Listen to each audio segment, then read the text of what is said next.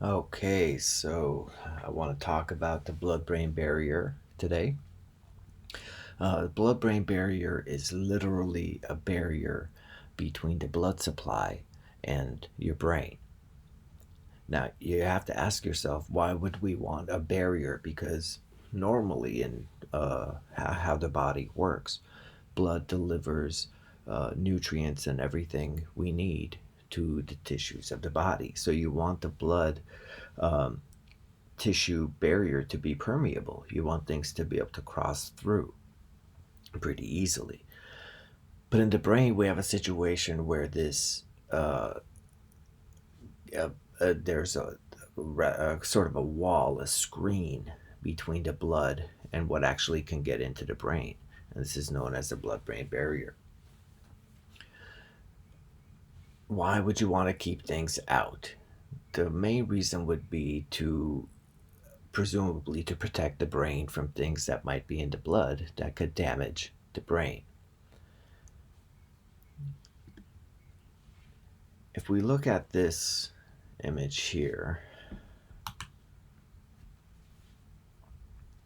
these are capillaries.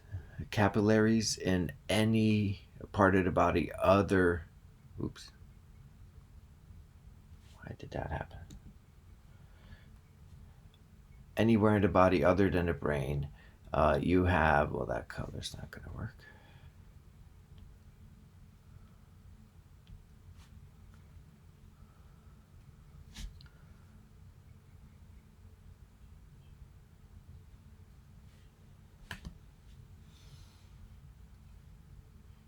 So, as I was saying, capillaries anywhere else in the body have these pores where uh, things can come in and out of the blood. In the brain, however, these pores are absent, and when they are present, they're really small. You need active transport of a lot of molecules across this barrier. How can you get molecules through? Well, first you can get small molecules in. Uh, another way is to get, let me get, yeah, another way is to be one of the molecules that the body knows that the brain needs. And these molecules will be allowed in. Now, drug companies spend a lot of time and money trying to develop drugs to get through the blood brain barrier. The idea is most brain disorders are chronic and often lifelong. And there's significant money to be made in discovering these kinds of drugs. One of the ways that they've come up with is when the blood brain barrier opens up, because it literally opens up. I imagine one of those bridges over a river that can lift up to let large ships through and then close once the large ship has crossed.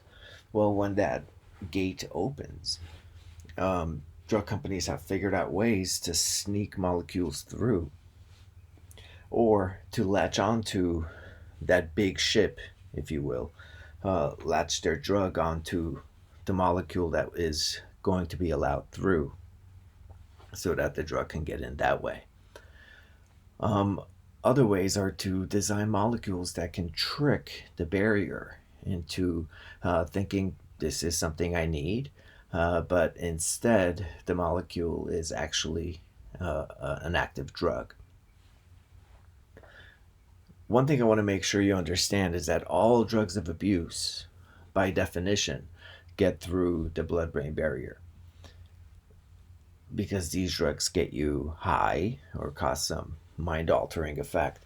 And you couldn't have those effects unless the drug actually was able to enter the brain. One of my favorite things about the brain is this phenomenon here. It's the area postrema. This is one area in our brain where the blood brain barrier is weak. This actually allows toxins, things that you don't want normally in the blood, to get in. In the brain to get in. The beauty of this is that this is the one area of your brain where you actually should want toxins to stimulate, because this area initiates vomiting.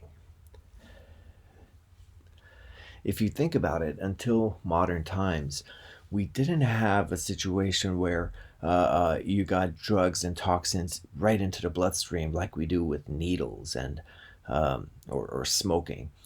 For most of animal history, you got poisoned by eating or drinking something. So you got it into your stomach. Well, the poison gets into your bloodstream right through your digestive tract and goes up and stimulates the area postrema, initiating vomiting, and you get the toxin right out of your system. And you could imagine how this developed evolutionarily, and it's something I'd like you to think about.